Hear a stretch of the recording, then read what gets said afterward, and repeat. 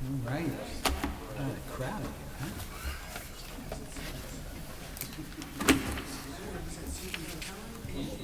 Huh? No. Too bad. Huh? Yeah. Because of that.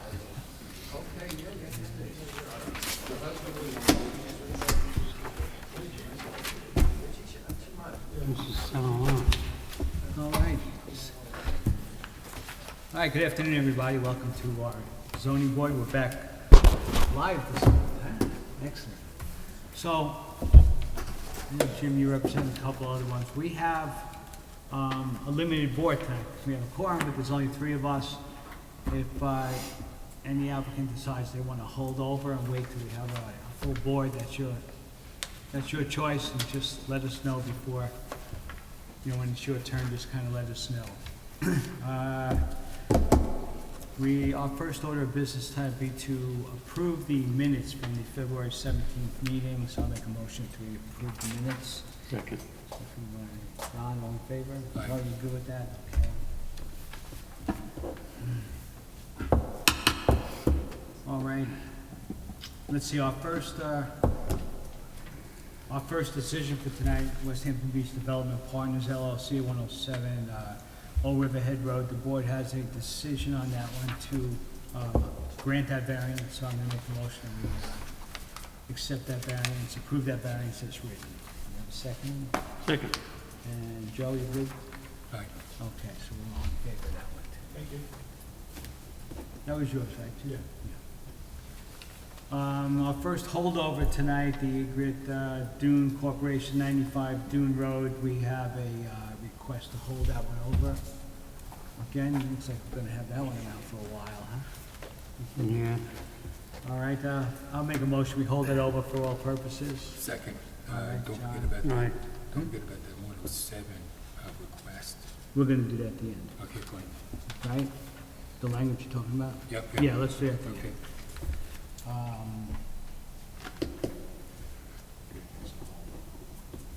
Okay, now we're into our new applications, and the first one we have here is the West Hampton Beach Fire District, 92 Sunset Avenue. The applicant requests variance from 19730 CDA 9A to erect a digital ground sign with a setback of 7 feet, where the minimum required is 10 feet, 19730 C9C, for a proposed sign area of 31.17 square feet, where the maximum permitted is 12 square feet, and 19730D4 for a proposed sign capable of displaying animated images where specifically prohibited, and from 19730D14 for a proposed sign that is internally illuminated where it's also specifically prohibited.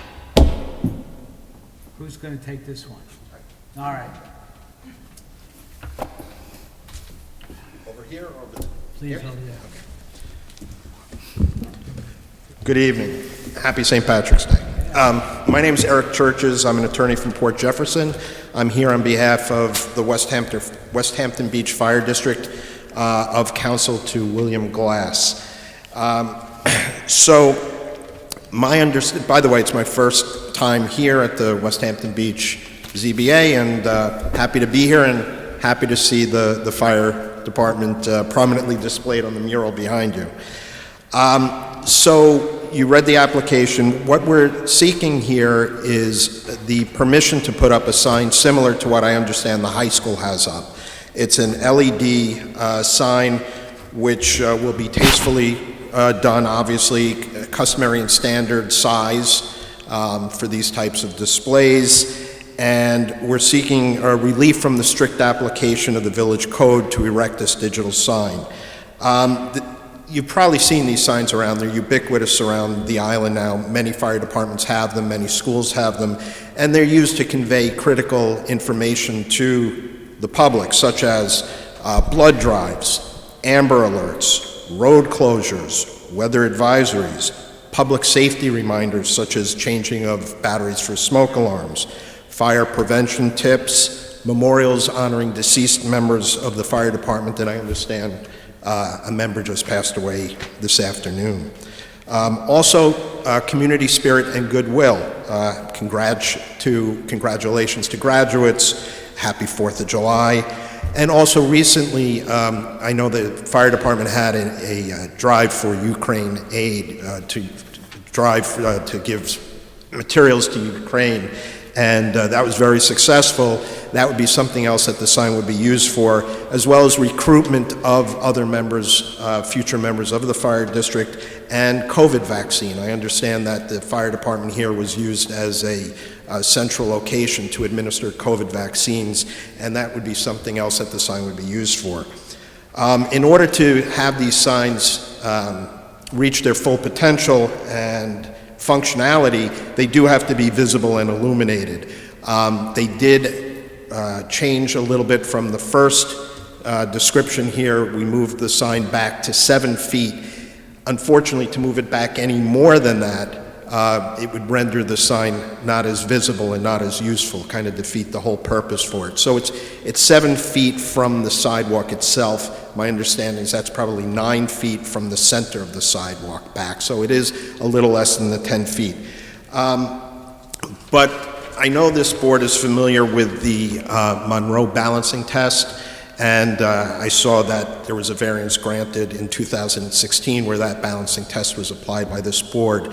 What we're not seeking here is strictly a variance per se. Rather, it's a balancing of the public interest to exempt the fire district. Just so you know, Yes. the board didn't actually apply the balancing test. No, but they referenced it. 2016, they acknowledged that it existed, but granted the variance under the standard. Correct. They granted it under a different standard, but they were familiar with the balancing test. That is true. So this is one governmental entity exempting another governmental entity for purposes of putting up this sign. So we posit to this board that we meet all 9 criteria of the Monroe balancing test, which says that the fire district, as its own municipality, it's not strictly required to comply as a private industry would with the zoning ordinances. So the 9 factors of the Monroe balancing test to apply are, just for the record, the nature and scope of the instrumentality seeking immunity, the encroaching government's legislative grant of authority, the kind of function or land use involved, the effect local land use regulation would have upon the enterprise concerned. 5, alternative locations for this facility in less restrictive zoning areas. Well, there is no alternative site for this. The impact upon legitimate local interests, which I think I've detailed. Alternative methods of providing the proposed improvements. 8, the extent of the public interest to be served by the improvements, which is self-evident. And 9, intergovernmental participation in the project development process and an opportunity to be heard. So with that being said, the fire district is tasked with public safety, and we would like to use this LED sign, which is, as I said, you see them all over the island, to help us to communicate in furtherance of our function as public safety. Any questions that I can perhaps? Sure. I just have a short one to start off. I'm sympathetic to everything that you said. Obviously, community member, businessman, et cetera. However, I don't see anything in my packet, as far as what this sign is going to look like, or perhaps A prototype? picture or anything. So, in fairness, I mean, that's something that should be in your presentation.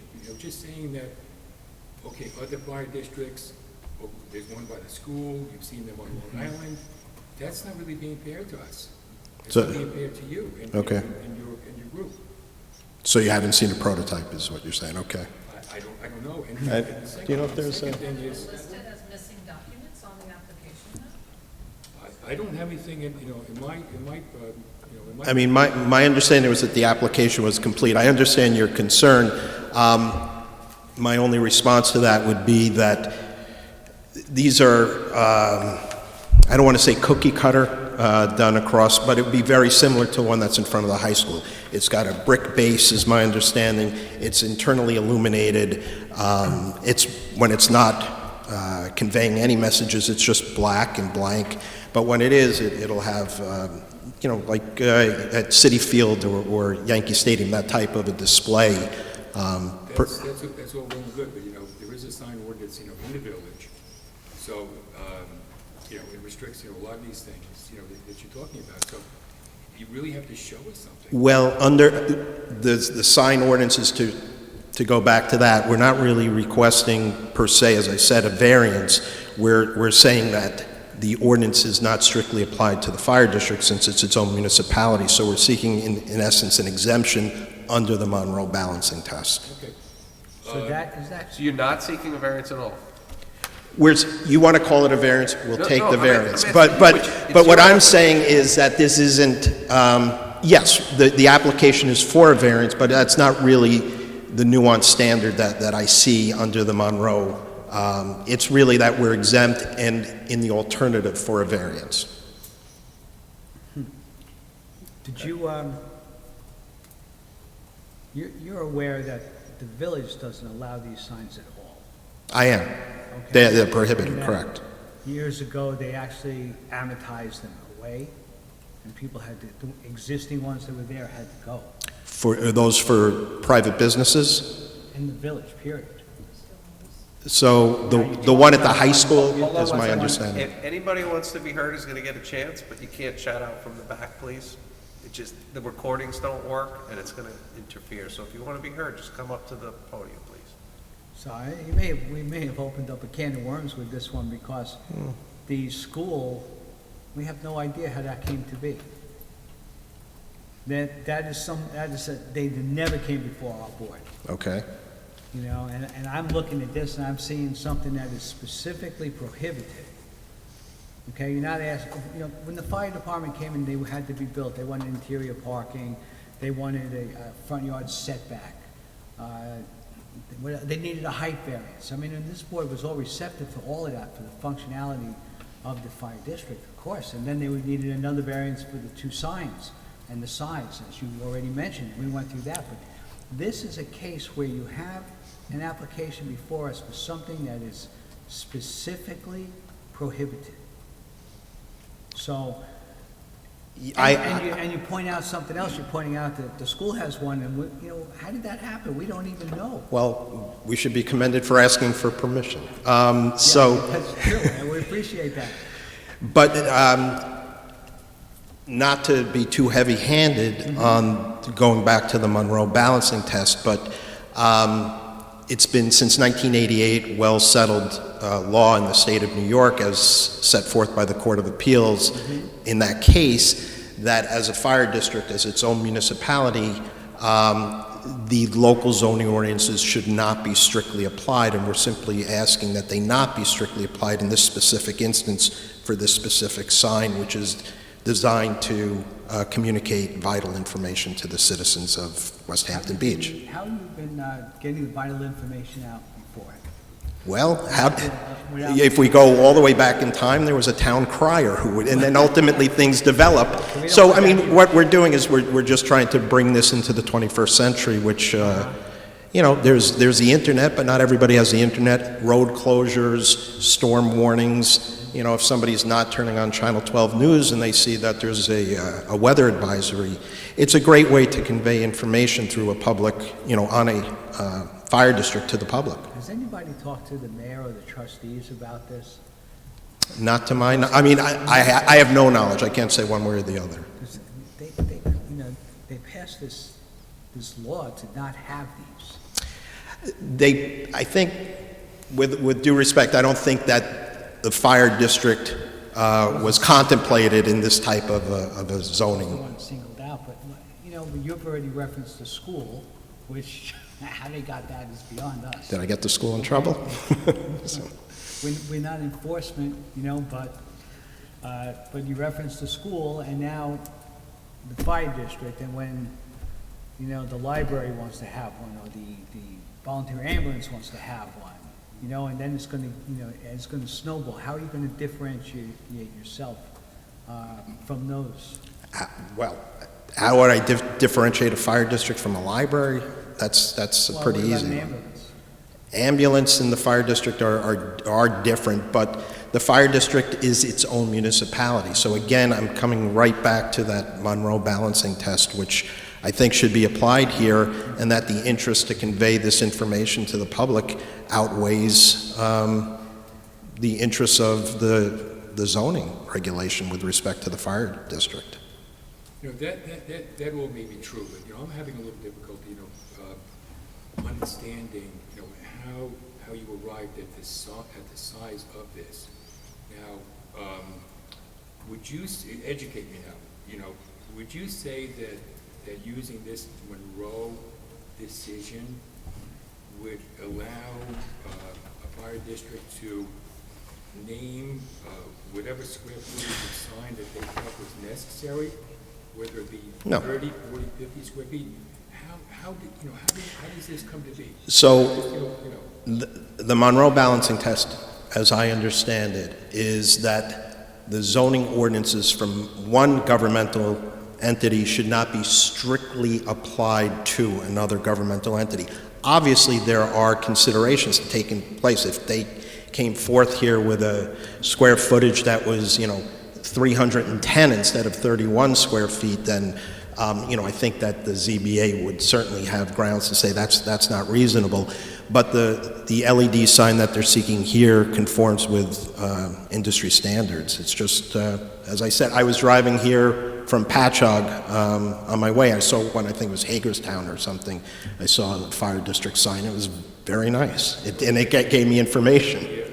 Again, I don't know, and everyone here doesn't know what these industry standards are, so you have to be fair to us. Okay. I understand, like I said, very sympathetic to, you know, what you're seeking, and I understand what you're saying, but you have to give us something to work with. To see as a prototype is what you're saying. So you know what you're getting. Exactly. I understand. When you just say LED, animated figures, you know, and things like that, okay, I know what that means, but do I really know what it means?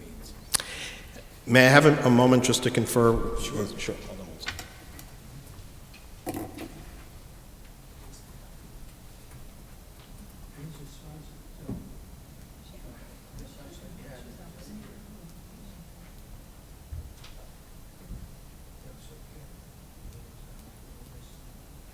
Who's this on? Remember who passed away today? Somebody passed away today. I don't know.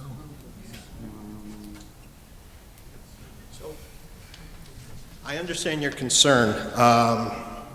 Let me ask you procedurally, it would help the board, I'm sure, to see a prototype of this, so you see that it's what the industry standard is that you're opining on, correct?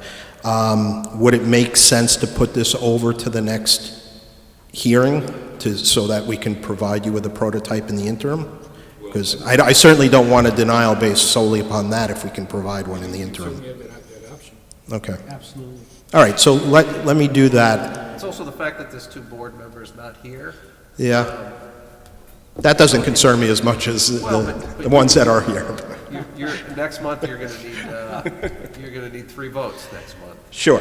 So if what you're saying is that seeing a prototype is going to help you visualize exactly what this is so that you can come forth with a decision, then I think it's prudent to ask for this to be put over to the next meeting and then provide a prototype in the interim to an addendum to the application that exists. Sure. Okay? I'll make a suggestion too. Sure. If you don't mind. Of course. You identified the 9 factors of the Monroe test, but you haven't really gone through them to explain why you believe each one of those fits or weighs in your favor. So if you want to put something together. A written do it in submission? writing, it doesn't matter. I mean, I'm not going to put you on the spot now, but since it's going to be held over for a month, it'd be nice if you. Sure. It doesn't have to be long, but just explain what your position is on. I have that ready each to of go, those so factors. sure, not a problem.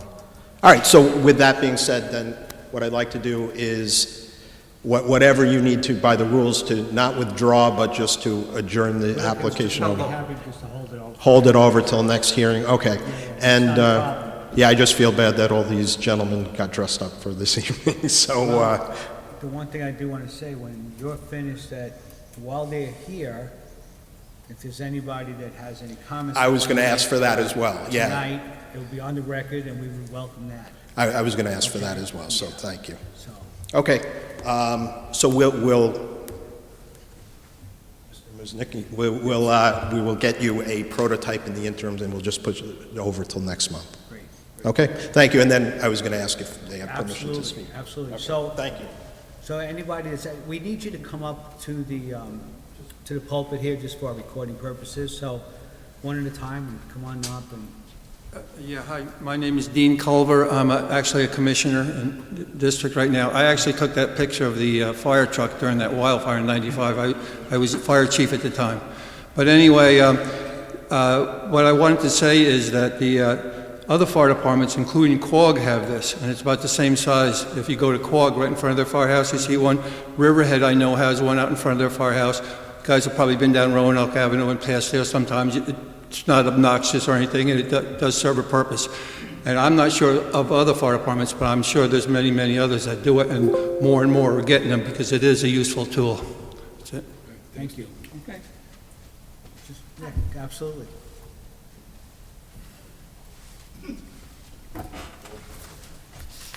Hi, my name is Patricia Di Benedetto. I'm at 21 Adam Lane. I've sat on that dais as a member of the planning board and also as a village trustee.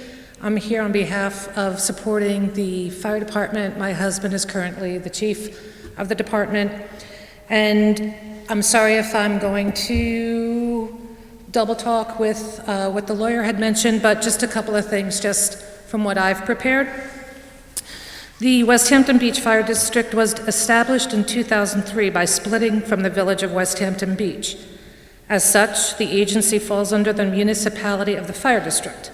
The district owns and maintains the buildings and equipment, and the commissioners have exclusive management, why am I nervous, and control of the property of the district.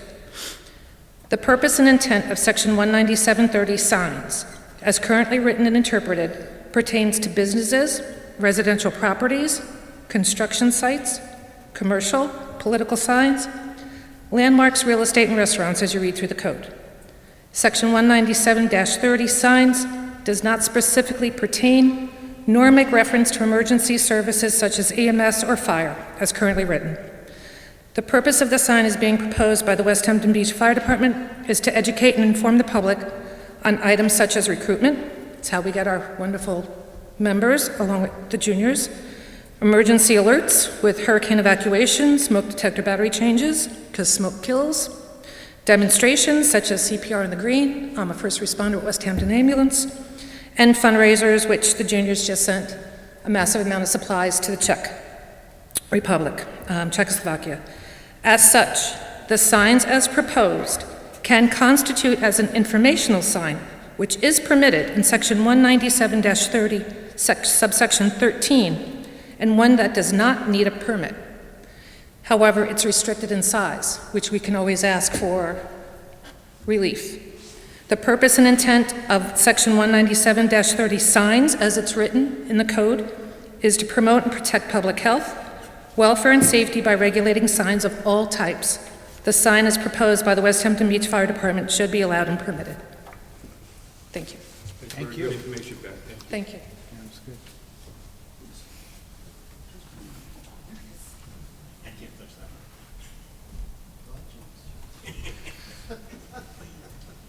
Hi, I'm Billy Dalton. I'm an ex-chief as well in West Hampton Beach. Patricia, happy birthday, by the way. Terrific job. This past weekend, the village had an electronic sign up front, okay? Was it needed to tell everybody the parade was canceled?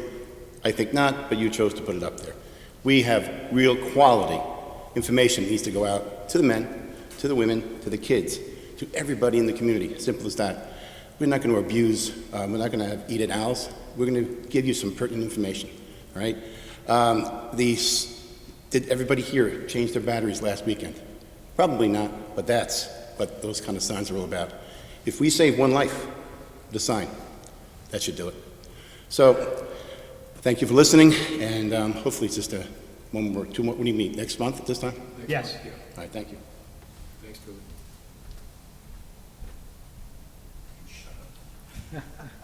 Does anybody else have anything they want to say? Okay. Then we'll make a motion to hold this hearing over for all purposes to our next meeting. Second. Okay? All in favor? So we're all set. We'll see you next month. permission to supplement the application, correct? Yes. It's for all purposes. All so you- purposes. You can Thank you. put Okay? anything you want in the record. Good. All right.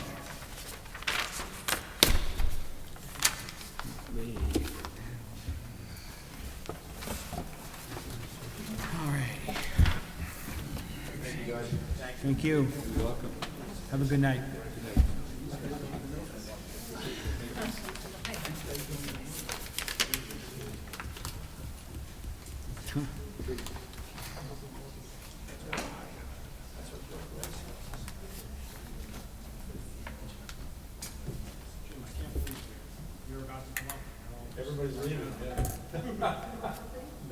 What'd you do, Jim? Yeah. All right. Here we go. You all set with, go, Jim? Yes, sir. All right, Denise Berger, 28 Meadow Lane, applicant requests variances from 197-6 EA1 to legalize a finished attic that represents a third story where the maximum stories permitted is 2. For the applicant, James N. Hume, 323 Mill Road, West Hampton Beach, New York. Good evening. As indicated in the announcement as well as my application, we're seeking to legalize a third story that my clients did not create. They bought the house in, let's see. Well, the house was built in 1999, 2000. It was issued a CO. At the time, I believe it was issued a CO. The third story space was, in fact, an attic.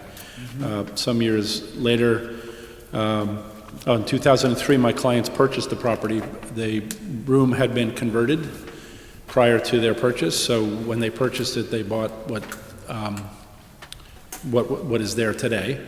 It's my understanding that even though the attic itself had been converted, there was no changes whatsoever to the exterior. The dormers that are there were part of the original appearance of the house, that kind of thing. But they were unaware that there was an issue with the converted the converted attic. I don't know if you saw any of the pictures. I brought some more copies. Thank you for that. They all have. Yeah, we all okay. have the pictures. All right, good. So, just stepping through, there's an actual set of stairs that goes up from a room on the second floor up to the attic space, and as you can see, it's there's some tables and chairs and some storage areas. No closets. There is one area identified on the floor plan as storage, but when I opened the door this afternoon and looked in, that's where the air handler was.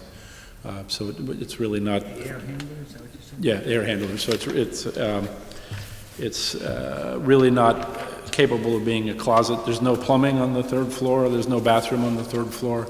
Does that mean there's no sprinklers either? Pardon me? No sprinklers? No sprinklers. That's. So how do you are you getting a variance from the state? Well, we're going to have to see if we get a variance from you guys first, and then we're going to have to either meet the code or get a state variance from the code. More than likely, probably have to meet the code, but this was the first step, was seeing if we could even legalize it. So, I mean, it's pretty simple and straightforward. Jim, it looks like it's an attic that has some lights put up in the ceiling, painted and stuff. I mean, it has finished walls, it has lights, lighting. It's just been, it's all storage that's been just moved in. Some of it is storage. So, there is a table and chairs where, they can play games and things like that. It's just an extra space. A play area. I think we characterized it as a play area.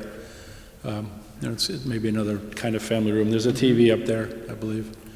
I don't know if it's any of the pictures, but There's no bathroom up there, right? there is no bathroom, no.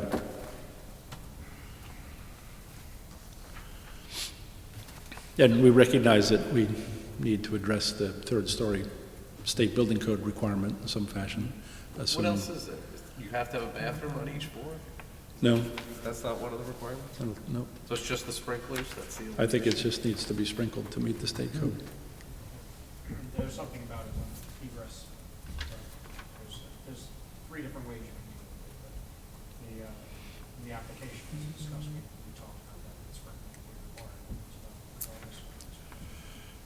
unless it is reverted back to attic, if they get any relief, it doesn't qualify the space as a mezzanine, two-thirds story, which it is right now, and then to sprinkle that space, stairs go down, and have to look at the windows and see. Maybe a second. That's pretty much it.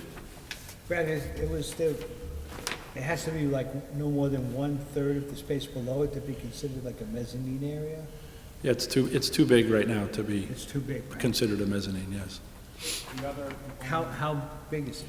I mean, how big is too big?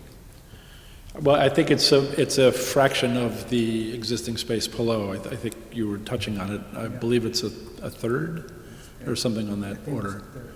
Yeah. The other component in our village, the height restriction. This is in the flood zone. The roof is at 40, the pitched roof ridge is at 40 feet above sea level, or less. They could have a mezzanine. It's beyond that, that would be a different section. I'm not sure if we did that because the size was already well over. The size is too Well, big. yeah, well over the definition of a mezzanine. Calling it a third story. How did this come about, Jim? My clients bought the property with this in place. I understand that, but I mean, how did this application come about? How did it come about? They came to me and said, we have this space, we understand it's not legal, we've spoken to the building inspector, and we want to try to legalize it. But, like, I don't know what motivated them to want to legalize it at this point in time. okay. When I first saw the application, before I saw these pictures, and I looked at it, and it's a playroom, in my mind, it's okay, it's an attic space, it's a playroom, for kids, Right. toys and, what have you up there. I was thinking one way, and then now when I see these, pictures, and it's clearly a living space, it's conditioned. Oh, yeah, definitely. It's, So makes it a little more difficult. well, if to eliminate it would be therefore much more costly to my client, to the extent that that factors into balancing one way or the other. If it had to be reverted to attic space, it'd have to be unconditioned, and the decorative lights probably would have to be removed, and the staircase would have to be removed and replaced with, I would think. Why don't you go through the balancing, test, for us, so I get a better feeling for this. All right. Well, it's completely neutral to the outside world. So as far as the character of the neighborhood, nobody is even going to know. Nobody knows that it's there. It certainly doesn't create an impact on the neighborhood that's any different than if it weren't there. Well, So except as a precedent. True. That's probably the big question. right. Is what's unique about this so that it doesn't become a precedent for every other one of your clients who Right. has an attic? And you True. can say, Well, I guess. is there anything unique about it? Well, it's hard to say, obviously. One of the unique factors about this is that, according to my clients, they didn't do this. That this was done not to them, but it was done before they even purchased the house and was never brought to their attention. So I would think, at least at a minimum, if you had somebody in front of you, if I was in front of you representing that my clients did this conversion and I was asking for this relief, that would be a much harder lift. How long ago did they buy it? They bought in 2003. Our updated CO provisions were only enacted around that time, so this was, and they bought it in 2004, it probably would have been caught and would have sorted out. My understanding is they bought it from the builder that built the house, who was living in the house. As far as they were buying it, it was, the house is done, that's it. He built it, he got a building permit, he got a CO. Here's the house. Now, they have, along the way, when other permits were needed, they applied for them, for the cabana and things like that. As far as I know, yes, yeah. I don't think there's any issue with that at all. Right, right. They don't have any plans or anything to show that it was like that when they bought it, do they? Um, That would make things, that would help. No, I mean, I could get an affidavit from them, a sworn affidavit saying that. I don't know that they would have, I can ask them. Pictures when they bought the Listing, house. a listing agreement? They do have pictures. A listing. They do have some pictures. I'll see if they have that from when they purchased them. But I wanted to get that, thank you for bringing that up. I wanted to get those pictures for you, but they are in Florida, and the pictures are somewhere in the house up here. Okay, So I will get them, and I'll get them to you. yeah. Why don't 'Cause- we hold this over? Okay, that's fine. Well, why don't we finish up on these, you know, Yeah, let's go through the balance. Okay, so any alternatives? They would like to keep the third story. The only alternative to doing that is the variance that's here. Is it substantial? I mean, no, let me just bounce back to Yeah. the alternative John, there. Why don't you, I mean, if this is gonna be held over, why don't you get, you know, an idea of, you know, if this is gonna be restored to what it was? that you what it want would take the to- cost of that? to- Okay, sure.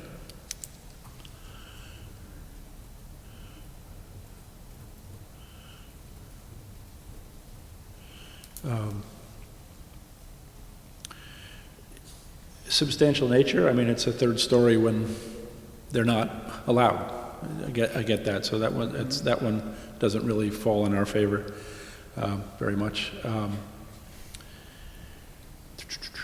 Now, that third story, when that was constructed, I mean, that's a substantial space. I mean, it's got headroom, you know,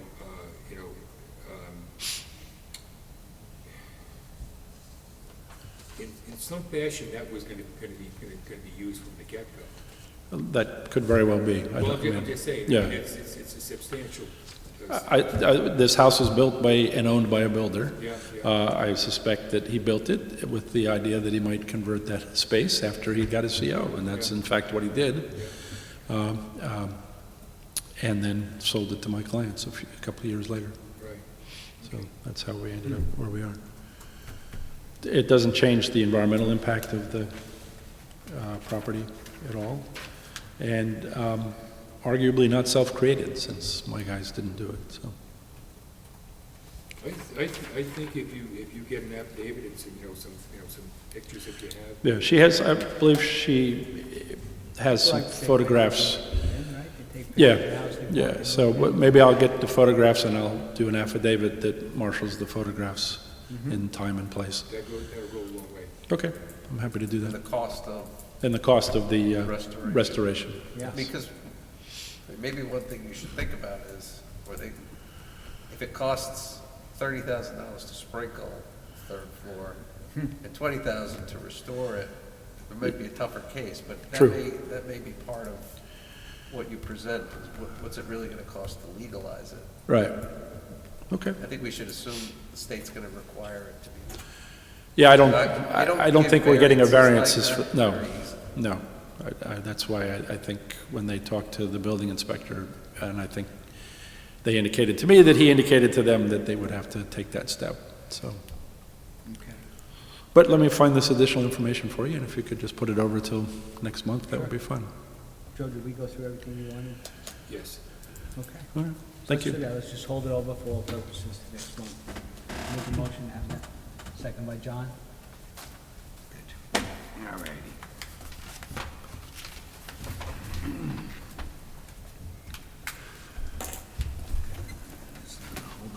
All right, now we got Eric Miller, 13 Stacy Drive. Applicant requests a variance from 197-35A to construct a pickleball court in the front yard where accessory structures are specifically prohibited from being located.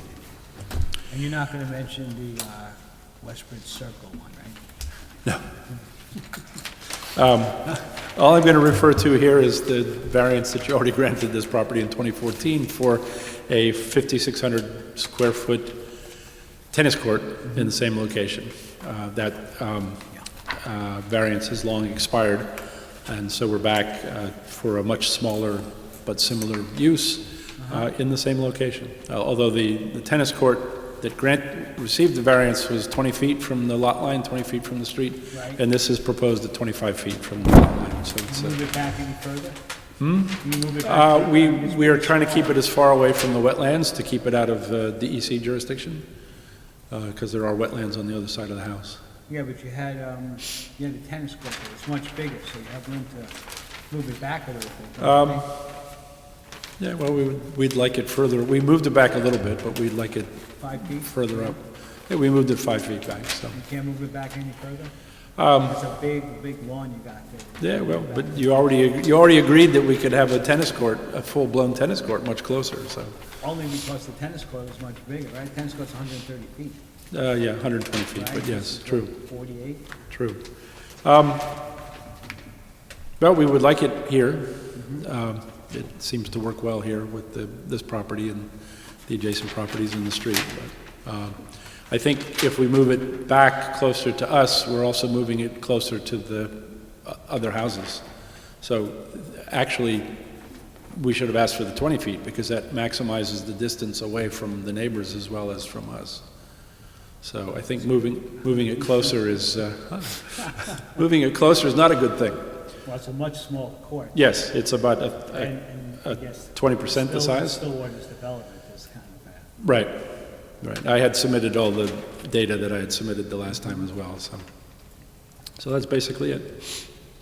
Well, can you explain the dash, so there's two lines. It looks like you're running right up onto the, is that the flood zone? That line, Because you that's have two labels, DEC adjacent area setback. I think that's what that dashed line is, But and then then the there's other the- line is the floodplain. The one that goes down around the court and it barely touches it, is that the floodplain line? I believe so, yes. Oh, the one that's labeled W? That's water main. You s- Shaded zone, so that has to do with, within the floodplain, not requiring another. So it really matter with respect to this stuff. Right, I'm just trying to understand which is the DEC line and which is the flood plain line. DEC line, just straighten this out. When there's no building, it's commercial subdivision, the area of jurisdiction is 300 feet. And there's a common zone on the property. The area of jurisdiction goes down to 75. 75 feet is not necessarily within the orders that you see, wetland vegetation. Some of these lines that what you suggested, will you move further through the DEC? That was sort of the claim that was raised. Maybe if that might be a justification for it, but it's hard to. I think the Is better that- justification is this keeps it further away from the neighbors, so. Moving it back moves it closer to us, but it also moves it closer to the house next door. Jim, this isn't much of a segment that Nick gave you here. True. A couple of things. I'm sure that the lot coverage is within. Yes, I don't think we're anywhere I near have it. no idea what it Yeah. is. I mean, if you're inclined to close it, I can certainly provide a more detailed plan in the interim. Yeah, no, I think we have a few questions. Sure. What is the, what's the, the finished dimensions on this? It's 20 by 45, I believe. Now, what about the fencing? The fencing isn't 20 by 45, right? There will be, that's a good question. I apologize. I mean, that's That I don't have an answer to that. That's gonna move the entire court. I mean, traditionally, they're 30 by 60 What, a pickleball court? with fencing. Okay. With what, Joe? Fencing. All right, I apologize, I'm gonna have to discover that. Another question, recessing it, as a tennis court would be recessed by 2 feet. Is it in an X zone or is it in a flood zone? If it's in an X zone, I don't think we have to do that. I don't think the X zone has got, anything to do with recessing. I think it does, actually. but Uh, I'll look. Look into it. I Sure. think so. And you're gonna have to show us, some sort of screening, for this also, and, in a true site plan of what you're doing here. Okay, This is very, very, very simple. it is. I agree.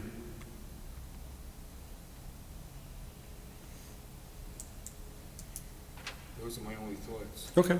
Well, obviously, we're going to have to put it over to deal with that, but if there's anything else. No?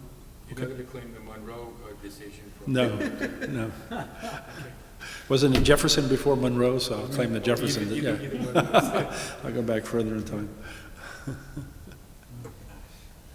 I do know why the school didn't come to you, and I'll explain that to you if you'd like off the record, but, Not right now. yeah, exactly. Okay. That's right, you're on the school board. I was. You'll have some information. I do. Okay. So we're gonna hold this over. Right, we're gonna hold this over? Yes, please. Right? So I'll make Yes, a motion please. to hold this over for all purposes. Second. Second by Joe, all in favor? Okay, Thank you. good. Appreciate it. Thanks. The other thing that we have to talk about tonight is just that, Jim, you wanna? You may want to stay with this one, too. is the decision on the 7-Eleven. Yes. With normally what we do, we put in our decisions about the weekends, Oh, right, yes. and so we have to talk about that. All right. So, I was there today, I know what the purpose, the intent of putting that into our decision, I understand what that was. So, I was there today, the drizzle, walking around in that property, just to Right. get an idea of it. And the only thing that could possibly be impacted would be the tennis court there, like summer Right. activity. Right. But the tennis court, when the moving company went, we didn't let them out of that, because it was right next to it. I Right. thought people coming out to our village paying thousands of dollars for a summer membership shouldn't listen to the banging, and this is significantly Further further away. away. You're standing out there, listening to the road noise, and then, of course, when the train goes by. I personally don't think it would be a factor. Well, So I- I think it would be okay in this case to allow the construction in the summer. I agree with that, too, and not only that, but, the stop-start part of it. Sure. Where I agree. you start it, Yeah. and then you've got to stop it, and you see that construction That halfway was the other done. thing, that's a great point, I thought about Halfway that done, and too. then pick it up again. Yeah, 'cause I think that, I think we're all in agreement that we Okay. can stricken that requirement from the decision. Great, thank you very much. I appreciate that. Okay. All right. So, how do we have? Did you vote earlier? I missed it. You didn't vote on it yet? Well, we voted on the decision to did? accept it, but we're going to stricken that part from Yeah, that's all. So that's the Okay. motion, is to vote on it, but not include that condition. Because I had left it in for you guys to Yes, no, decide whether thank you you. wanted to remove it or it. Yeah, I just thought we better to do it at the end. not. Okay. All right, thank you. So just Okay. make a note Appreciate that it. With the Good final night. decision, should have it removed. Okay. So, do we need to make an official, Make a motion to okay, approve the resolution as written, but subject to removal of that condition. okay. So we're going to I'll make a motion that we approve that decision as written with the removal of the weekend and summer restriction on buildings. Second. Second by John, all in favor? All right, Okay. All right, thank you very much. Tony. all right, thanks, Jim. Good night. Okay. Oh, wait, You just made a motion. to we have close the a meeting. motion to close the meeting? Second. Okay.